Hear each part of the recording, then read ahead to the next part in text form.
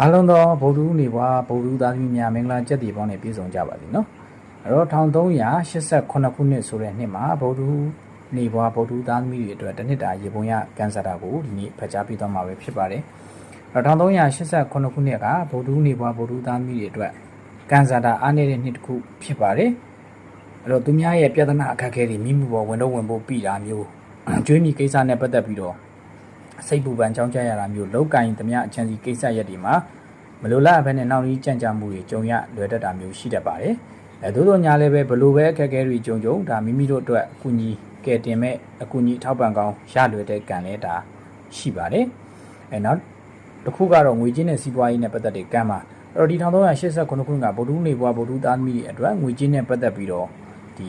ဝင်သမျှငွေဝင်ကောင်းပေမဲ့လည်းဝင်သမျှငွေဟာမိမိကိုယ်တိုင်အတွက်သုံးဆွဲရတာမျိုးမဟုတ်ဘဲနဲ့ဒီအခြားအကြောင်းအရာကိစ္စတွေအခြားလူတွေအတွက်ငွေကြေးနဲ့ပတ်သက်ပြီးတော့ငွေကုန်ကျမှုတွေအင်မတန်များတဲ့နေ့တစ်ခုဖြစ်လို့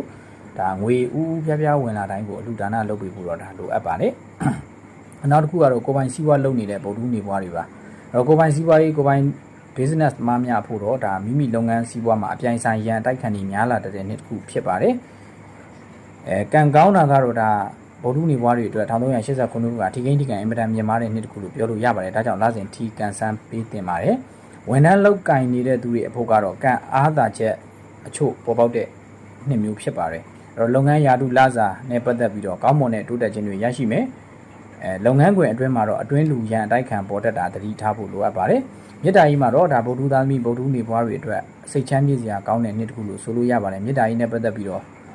အရေးကြီးတဲ့အခိုင်အမာတဲ့ဆုံးဖြတ်ချက်တွေချမှတ်နိုင်သလိုချစ်သူနဲ့အတူပျော်ရွှင်စရာကောင်းတဲ့ခရီးတွေထွက်ခွာရတာပျော်ပွဲရွှင်ပွဲတွေဖန်တီးရတာစိတ်ချမ်းမြေ့စရာကောင်းတဲ့ဖြစ်ရလူတွေဖန်တီးတာမျိုးတွေဒါကြုံတွေ့ရပါလိမ့်မယ်။အိမ်တော်ကြီးမှာတော့အိမ်တော်ဘက်ကိုအကြောင်းပြုပြီးတော့ငွေဝင်တာကံပွင့်လာတာမျိုးကြုံရတတ်တဲ့နှစ်တစ်ခုဖြစ်တယ်လို့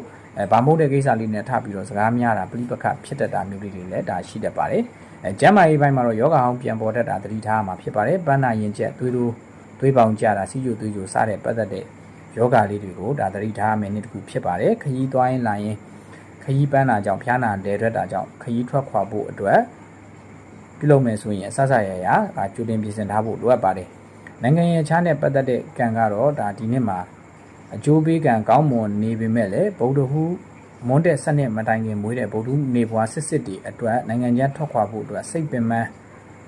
လူပင်ပန်းဖြစ်ပြီးတော့မှအခက်ခဲကြကနေထွက်ခွာခွင့်ရတတ်ပါတယ်ဗုဒ္ဓမွန်းတဲ့စနစ်နောက်ပိုင်းမွေးတဲ့ယာဟုနေဘွားယာဟုသားသမီးတွေအတွက်ကတော့ဒါပုံမှုပြီးတော့နိုင်ငံရေးခြားနဲ့ပတ်သက်ပြီးထွက်ခွာခွင့်ကပုံမှုပြီးတော့ကောင်းမွန်ပါတယ်အဲ့တော့1388ခုနှစ်မှာတစ်နှစ်တာလုံးဗုဒ္ဓ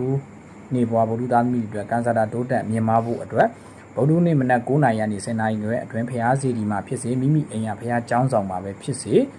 မိမျိုးပန်း9ပွင့်ဖျောင်းနိုင်အမွေတိုင်း9တိုင်းကိုလှူဒန်းပြီးတော့ဒါလူရာဆုတောင်းပေးခြင်းဖြင့်ကန်ဆာတာတိုးတက်မြင့်မားနေပါလိမ့်မယ်။ဒါကတော့1388ခုနှစ်ကဗုဒ္ဓနေဘွားဗုဒ္ဓသားသမီးတွေရဲ့တစ်နှစ်တာရေပုံရကန်ဆာတာနဲ့ရရအစီရင်ပဲဖြစ်ပါတယ်။အားလုံးသောဗုဒ္ဓနေဘွားများနှစ်သစ်မှာ